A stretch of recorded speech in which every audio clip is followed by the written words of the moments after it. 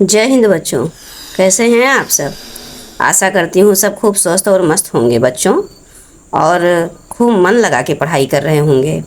तो आइए बच्चों, आज हम इस क्लास में आपका चैप्टर 8 महादेवी वर्मा के बारे में पढ़ेंगे। महादेवी वर्मा के द्वारा रचित गीत को फिर पढ़ेंगे।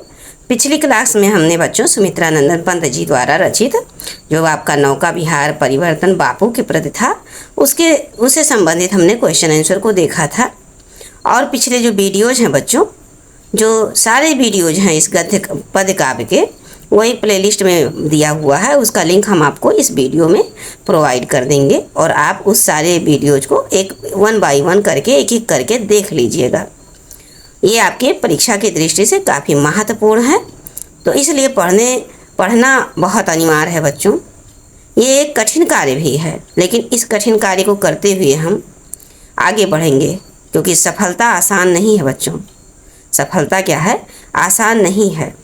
इसमें पढ़ना ही पड़ता है, और ये मन लगने लगे ना बच्चों तो पढ़ाई बहुत रोचक लगने लगती है। जितना ये कठिन लग रहा है उतने ही अधिक आसान भी है।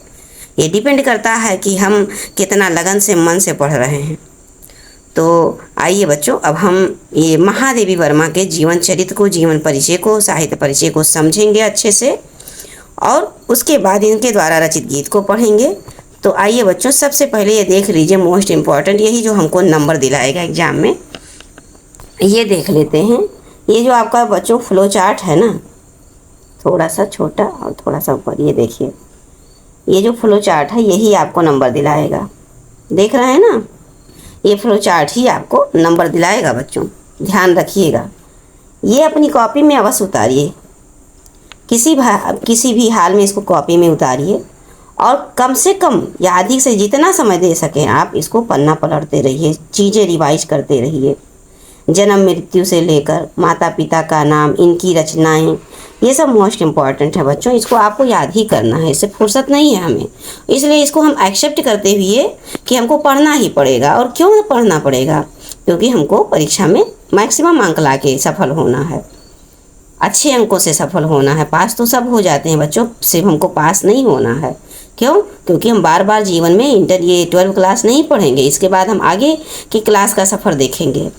तो हमारे जीवन में जो क्लास 12 है ये बार बार नहीं आएगा, और रिजल्ट में जो हमारा नंबर लिखा रहेगा वो जीवन पर्यंत लिखा रहेगा। तो इसीलिए बच्चों, जो जीवन पर्यंत हम देखें अपने रिजल्ट को उठा के, तो हमें अपना परिश्रम याद आए कि हाँ, हमने क्या किया था अपने लाइफ में जो हमको इतना अच्छा नंबर मिला। बच्चों, आपका रिजल्ट अच्छा आएगा ना, तो रिजल्ट तो आपको बता ही देगा कि आपने कितना परिश्रम किया है। और नहीं तो फिर बच्चों अभी परिश्रम कर लीजिए, अदरवाइज आपका तो रिजल्ट दिखाएगा ही आपको कि आपने कितना परिश्रम किया था, और ये रिजल्ट हमारे जीवन भर रहता है। तो आइए बच्चों, इस मोटिवेशन शब्दों के साथ हम आगे बढ़ते हैं और महादेवी वर्मा को जानते हैं, इनके बारे में, इनके माता पिता, इनके जन्म मृत्यु को देखते हैं, और इनकी रचनाओं को, भाषा शैली क्या है, ये सब 1 बाय 1 करके दिमाग में बिठाते हुए चल रहे हैं बच्चों। इनका जो जन्म है बच्चों महादेवी वर्मा का, ये 26 मार्च, क्या है, 1 मिनट बच्चों, थोड़ा सा इसको देखिए, 26 मार्च, पहले इसको हाईलाइट करते हैं, डब्बा बनाते हैं, थोड़ा सा छोटा पहले इसको करने दिक्कतें होती हैं। ये देखिए बच्चों, 1 मिनट, बार बार ये जो डिजिटल प्रॉब्लम है बच्चों आता ही रहता है। अभी आपका ये सही हो गया है, अब सही ही रहेगा। देखिए, हाँ देखिए बच्चों, इनका जन्म जो है 26 मार्च, क्या 26 मार्च 1907 में हुआ था। महादेवी वर्मा जी का जन्म कब हुआ था बच्चों? 26 मार्च सन 1907 ईस्वी में हुआ था। जन्म स्थान कौन सा था बच्चों? तो फर्रुखाबाद था, उत्तर प्रदेश में पड़ता है फर्रुखाबाद। और बच्चों, इनके पिता का नाम श्री गोविंद सहाय था, और माता इनकी श्रीमती हेमरानी थी। और उत्तर प्रदेश विधान परिषद की बच्चों, विधान परिषद की ये सदस्य भी रही हैं। कहाँ की? उत्तर प्रदेश की जो विधान परिषद हैं। और भाषा इनकी कैसी थी बच्चों? तो संस्कृत निष्ठ खड़ी बोली थी। कैसी थी? संस्कृत निष्ठ खड़ी बोली इनकी भाषा थी। और शैली कैसी थी बच्चों? तो मुक्तक थी, क्योंकि और गीत काव्य देखिए, गीत प्रवाहमयी सुव्यवस्थित शैली थी बच्चों, क्योंकि इनकी जो गीत है वो गा गा कर सुनाने में सुंदर लगता है। लगभग पद जितने होते हैं लगभग वो गाकर ही सुनाने में भाव में उसका भाव समझ में आता है। और बच्चों इनकी रचनाएं जो कि मोस्ट इम्पॉर्टेंट है, यामा, दीपशिखा, नीरजा, निहार, रश्मि और सांध्य गीत, ये सब इनकी रचनाएं हैं बच्चों। और फिर इनकी मृत्यु 11 सितंबर, देखिए जन्म 26 मार्च और मृत्यु 11 सितंबर 1987 ईस्वी में हो जाता है। ये 1907 में जन्म लेती हैं और 1987 में 80 वर्ष की अवस्था में इनकी क्या मृत्यु हो जाती है बच्चों। तो आइए अब हम इनके बारे में जब हम विस्तार से जान लेंगे तो हमारे मन मस्तिष्क में जो मस्तिष्क पटल है चीज़ें काफ़ी समय तक बनी रहेंगी। तो देखिए बच्चों, अब हम इनको एकाग्रचित होके इनके बारे में सुनते हैं।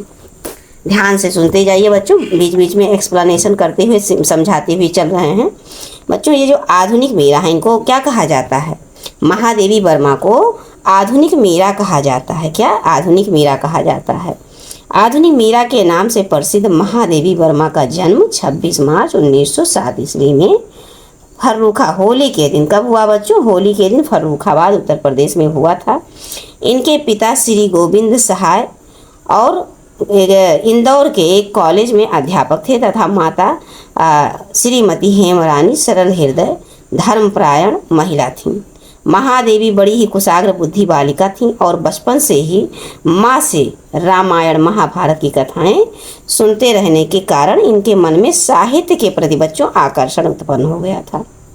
इसका परिणाम ये हुआ कि मौलिक काव्य रचना इन्होंने बहुत छोटी उम्र की अवस्था से ही प्रारंभ कर दी थी। इन्होंने प्रयाग विश्वविद्यालय से संस्कृत में एमए भी किया था और 9 वर्ष की छोटी अवस्था में इनका विवाह हो जाता है। किंतु इन्हीं दिनों इनकी माता का स्वर्गवास भी हो जाता है। इनके पति क्या थे बच्चों? डॉक्टर थे, परंतु दाम्पत्य जीवन में इनकी रुचि नहीं थी क्योंकि ये पढ़ी लिखी थी और उनका साहित्य में रुचि हो गया था तो इनका ध्यान इधर ही जाता था बच्चों। इनके जीवन पर महात्मा गांधी और कला साहित्य साधना पर कबीर रविंद्रनाथ टैगोर का प्रभाव पड़ा और इन्होंने नारी स्वातंत्र्य के लिए संघर्ष भी किया महादेवी वर्मा जी ने।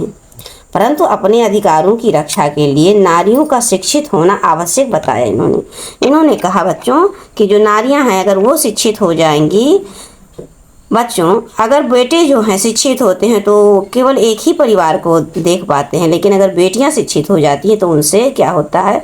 2 परिवार का नाम बढ़ता है, यश बढ़ता है।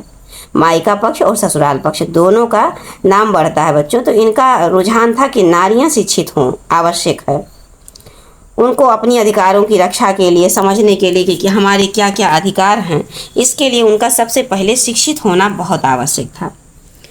और बच्चों फिर देखिए आगे क्या है। कुछ वर्षों तक महादेवी जी उत्तर प्रदेश के विधान परिषद की मनोनीत सदस्य भी रहीं। थोड़ा सा आगे करते हैं बच्चों, देखिए थोड़ा सा इसको बड़ा भी करेंगे, 1 मिनट। ये देखिए थोड़ा सा बड़ा कर दे रहे हैं अभी। तो ये विधान परिषद की क्या रहीं बच्चों? सदस्य रहीं। और उसके बाद में दर्शन, संगीत, चित्रकला में इनकी विशेष रुचि थी बच्चों और इन्हें पद्म भूषण अलंकार से भी सम्मानित किया गया। पद्म भूषण। ये प्रयाग महिला विद्यापीठ की उप कुलपति पद पर भी आसीन रही। देखिए कितना पद, शिक्षा का कितना महत्व है बच्चों। इन्होंने उस समय में क्या कहते हैं एमए किया था, उस समय की बात है बच्चों। एमए करना बहुत छोटी बात नहीं, बहुत बड़ी बात है। और उपकुलपद पर भी आसीन रहीं। उपकुलपति पर कहाँ? प्रयाग महिला विद्यापीठ में। फिर इनका बच्चों देहावसान 11 सितंबर और सन 1987 को हो जाता है बच्चों। जन्म कब होता है? जन्म इनका 1907 में होता है और मृत्यु 1987 में होता है। 80 वर्ष की अवस्था में ये दुनिया को अलविदा कह देती हैं। अब देखिए बच्चों, महादेवी जी आधुनिक हिंदी साहित्य के निर्माताओं में महत्वपूर्ण स्थान की अधिकारिणी हैं।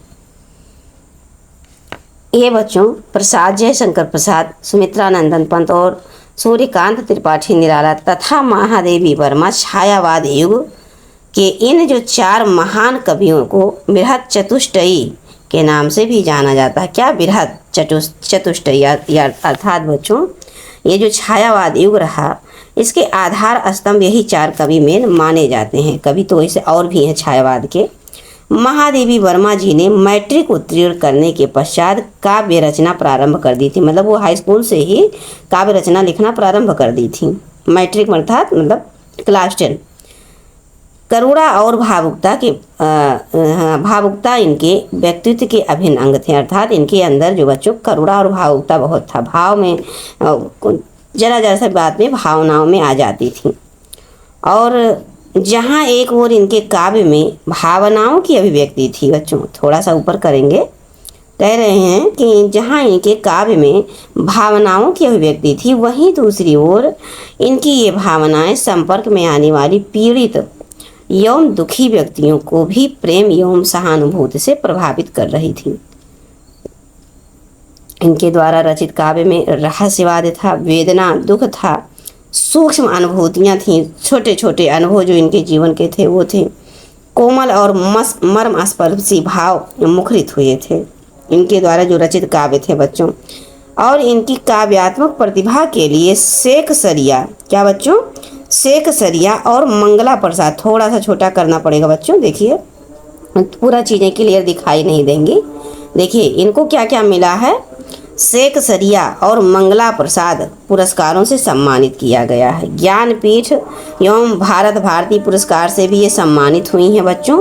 और इनकी प्रमुख जो काव्य रचनाएं हैं वो देखिए, निहार है, रश्मि है, नीरजा है, सांध गीत है, दीप शिखा, सप्तपर्णा और यामा है बच्चों। और थोड़ा सा आगे देखिए बच्चों, ये देखिए, हम लोग धैर्यपूर्वक इसको सुनते जाएंगे। जितना हम सुनेंगे चीज़ें हमारे दिमाग में बैठेंगे, ये बात सत्य है बच्चों। देखिए आप धैर्यपूर्वक पढ़ना ही पड़ेगा। पढ़ाई क्या होता है, धैर्य के साथ होता है, कोई चीज़ जल्दीबाजी में नहीं होता है। हम धैर्यपूर्वक सुनते रहें। तो देखिए बच्चों, यहाँ पर हिमालय और निहार महादेवी वर्मा का जो प्रथम काव्य, अभी देखिए बच्चों यहीं से ये क्वेश्चन प्रारंभ हो जाता है। क्वेश्चन तो पिछले भी कई मतलब निकल के आएंगे वहाँ से, लेकिन ये जो निहार है बच्चों, यहाँ पर क्वेश्चन बनेगा कि महादेवी वर्मा द्वारा रचित प्रथम महाकाव्य संग्रह कौन सा है, तब आप बताएंगे कि निहार है। इसमें बच्चों 47 गीत संकलित हैं। ये किस चीज़ का है, तो इसमें गीत का संकलन है निहार में। साहित्य को इनकी देन मुख्यतः एक कवि के रूप में हुई है। जो मतलब साहित्य में जो इनका देन है बच्चों, ये कवि के रूप में है। किंतु इन्होंने प्रौढ़ गद्य लेखन भी, मतलब कवि तो हैं ही, लेकिन इन्होंने गद्य विधा को भी लिखा है। साथ में गद्य लेखन द्वारा हिंदी भाषा को सजाने संवारने तथा अर्थ गंभीर प्रदान करने में जो योगदान दिया वो भी बहुत प्रशंसनीय है। आगे बच्चों फिर ये कहते हैं कि संयोगकालीन क्षणों की मादक स्मृति जैसे इन्हें विभोर किए रहती हैं। वियोगकालीन अवसाद और निराशा में भी ये जीवन की सार्थकता ही नहीं अपितु रस अनुभव करती हैं।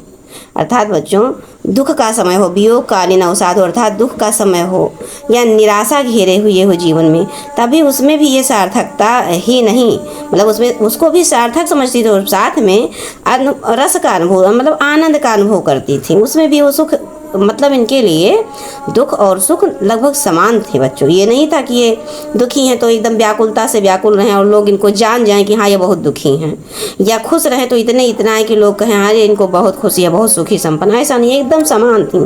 चाहे जितना इनके पास धन संपत्ति, चाहे जितना इनको मान सम्मान हो, चाहे जितना इनके पास दुख रहा हो, सारे चीज़ों में समान भाव से रहती थी। तो बच्चों देखिए, विराट और रहस्यमयी प्रकृति का कण कण कभी तो इन्हें प्रियतम का परिचय देने वाला लगता था। क्या, कभी इनको ये देखिए कण कभी तो प्रियतम का परिचय देने वाला लगता था और कभी उसका दूत बनकर संदेश लाता था। और फिर बच्चों, कभी उनकी जो सुप्त मधुर और पीड़ामयी स्मृतियों को जगा देता था। मतलब जो सोई होती थी या माधुर्य होता था या दुख, ऐसी स्मृतियाँ यादें होती थी, उनको ताज़ा कर देता था। और फिर महादेवी वर्मा जी का जो काव्य क्षेत्र बच्चों है, संभवतः छायावादी कवियों में सर्वाधिक सीमित तो है, लेकिन सबसे अधिक गहराई भी उसी में है। मतलब ये छायावाद युग की ही कवि थी, ये याद रखिएगा बच्चों। क्वेश्चन बन जाता है कि छायावाद कवियों के नाम लिखिए, या 2 कवियों के नाम लिखे, तो आपने लिख दिया जयशंकर प्रसाद, महादेवी वर्मा, या लिख दिया कि इसमें कौन से छायावाद कवि नहीं है, 3 दे दिया, 1 नहीं दिया। जयशंकर प्रसाद, महादेवी वर्मा, सुमित्रा नंदन पंत, और उसके बाद हजारी प्रसाद द्विवेदी। अब ये अंतर कर लीजिए बच्चों की कौन नहीं है, इसी तरह क्वेश्चन आएगा। अब देखिए बच्चों, प्रणयी मानस को भाव विभोर करने वाली जिन अनुभूतियों को कवित्री ने गीतों में ढाला है वह अभूतपूर्व है, मतलब बड़ा ही सुंदर है, आश्चर्यजनक है। हृदय को मथ देने वाली बच्चों, ये देखिए जितनी हृदय विदारक पीड़ाएं कवित्री द्वारा चित्रित की गई हैं वह अद्वितीय मानी जाती हैं। मतलब ऐसा इनके पहले किसी ने नहीं किया था इतने सुंदर ढंग से। थोड़ा सा और है बच्चों, धैर्यपूर्वक हम लोग पढ़ते हैं और सुनते हैं। सूक्ष्म संवेदनशीलता, परिष्कृत सौंदर्य रुचि, समृद्धि, कल्पना शक्ति और अभूतपूर्व चित्रात्मकता के माध्यम से प्रणयी मन की जो स्वर लहरियां गीतों में व्यक्त हुई है, आधुनिक क्या संपूर्ण हिंदी काव्य में उनकी तुलना शायद ही किसी से की जा सकती है। मतलब बच्चों इन्होंने इतनी सुंदर ढंग से चित्रात्मक चरित्र चित्रण किया है, अपने स्वर को वाणी दी है कि शायद मतलब वर्तमान में या उस समय भी किसी और ने किया हो। शिक्षित और सुसंस्कृत पाठक के मर्म को छू लेने की जितनी सामर्थ्य महादेवी वर्मा के गीतों में है उतनी शायद ही किसी में हो, छायावादी कवि में रहा हो। जो छायावादी कवि रहे हों ये अद्वितीय थी उस समय की। अब आइए बच्चों यहाँ पर देखते हैं, खड़ी बोली की कर्कशता को छायावादी कवियों के कुसुम कोमल, भावुक और कल्पनाशील व्यक्तित्व, कैसा था छायावाद समय बच्चों, कल्पनाशीलता था, प्रतीकात्मकता था, वहाँ पर लाक्षणिकता थी, यह पहचान था छायावाद का। तो कल्पनाशील व्यक्तित्व ने समाप्त करके उसे ब्रज भाषा जैसे माधुर्य से संपन्न किया था। कवित्री ने अपने व्यक्तित्व, ये देखिए बच्चों, कवयित्री ये लिख रहे हैं, अपने दिमाग में बिठा लीजिए, यही शुद्ध है या शुद्ध शब्दों में पूछ लिया जाता है, मोस्ट इम्पॉर्टेंट है, बड़ा ही प्रिय है एग्जामिनर का, ये पूछता है, ठीक है बच्चों, ये बार बार पूछता है। कवित्री, तो देखिए बच्चों, अपने व्यक्तित्व की सहज करुणा, संवेदनशीलता और संगीत बोध के द्वारा उसमें अभूतपूर्व माधुर्य तथा मानव और प्रकृति जगत के सूक्ष्म से सूक्ष्म स्पंदों को अभिव्यक्त करने की क्षमता इनमें थी। आगे कहते हैं बच्चों, जो तत्सम अर्थात जो संस्कृत के द्वारा सीधे शब्द ले लिए जाते थे उसी को तत्सम कहते हैं। तो तत्सम शब्दावली गीतों को एक गरिमा से अभिभूत कर देती थी, अर्थात इन्होंने अपने गीतों में तत्सम शब्दों का ज़्यादा प्रयोग किया है। अब बच्चों देखिए, कलापूर्ण चित्रात्मकता इनके गीत शिल्प का एक मुख्य अंग है। अलंकार और लक्षणा तथा व्यंजना का चमत्कार इनके काव्य में प्राप्त होता है। प्रणयी जीवन के हास, अश्रु, खुशी, दुख की अभिव्यक्ति इनके काव्य की सीमा रेखा मानी जाती है। सामयिक जीवन की प्रतिछवि का नितांत अभाव वास्तव में बड़ी खटकने वाली चीज है। कठिनता से ही 2-3 गीतों का वहमा जगत की छाया दिखाई पड़ती है। आश्चर्य होता है यह देखकर कि कवित्री की गद्य रचनाओं और सामाजिक जीवन में जो समृद्धि चेतना पर्याप्त मात्रा में मिलती है उसकी कोई छाया रेखा भी गीतों में खोजे नहीं मिलती। आगे फिर कहते हैं बच्चों, व्यक्तित्व का ऐसा कठोर विभाजन अभूतपूर्व रहा है और फिर भी हिंदी गीतों की मधुरता कवित्री के रूप में महादेवी वर्मा अद्वितीय गौरव में हैं। ये अद्वितीय हैं बच्चों, किसमें? गीतों में। देखिए गीतों की मधुरता में।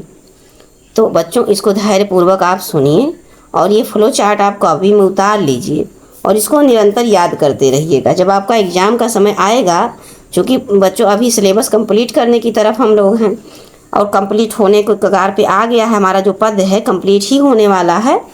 ये कंप्लीट हो जाए उसके बाद गद्य करेंगे और उसके बाद आपका बच्चों व्याकरण बचता है, हिंदी और संस्कृत दोनों व्याकरण और प्लस संस्कृत के कुछ लेसन्स अनुवाद। ये हो जाए बच्चों, उसके बाद हम क्वेश्चन आंसर के माध्यम से चीज़ें करवाते रहेंगे और आपको लिख के भी दिखाएंगे। दो चार छः जो इम्पोर्टेंट होंगे कवियों को ऐसे लिख देंगे हैंड राइटिंग कि क्या क्या चीज़ें आपको लिखना है। क्योंकि ये जो बुक है तो अब इतना पूरा तो बुक में आप कैसे करेंगे, क्या करेंगे, तो इसको आप सुनिए, जो हम वीडियो में प्रोवाइड कर रहे हैं इसको आप सुनिए और प्लस ये फ्लो चार्ट इसको आप कॉपी में उतार के इसका निरंतर रिवीजन करते रहिएगा। क्योंकि बच्चों इसको एक दो बार मात्र पढ़ने से नहीं होगा, एग्जाम टाइम तक आपको रिवीजन, आपको याद हो गया तो ऐसा नहीं कि अब आप कॉपी बंद कर दें, इनको मत देखें मत। आपको याद हो गया तो आप इसको हफ्ते में एक बार दोबारा फिर रिवीजन, जैसे हफ्ता बीते आपका संडे का संडे आ गया, आप संडे में जितना पिछला छूटा है सब फटाफट रिवीजन ऐसे देखते रहेंगे बच्चों। क्योंकि अब आपको जिम्मेदारी के साथ पढ़ना पड़ेगा।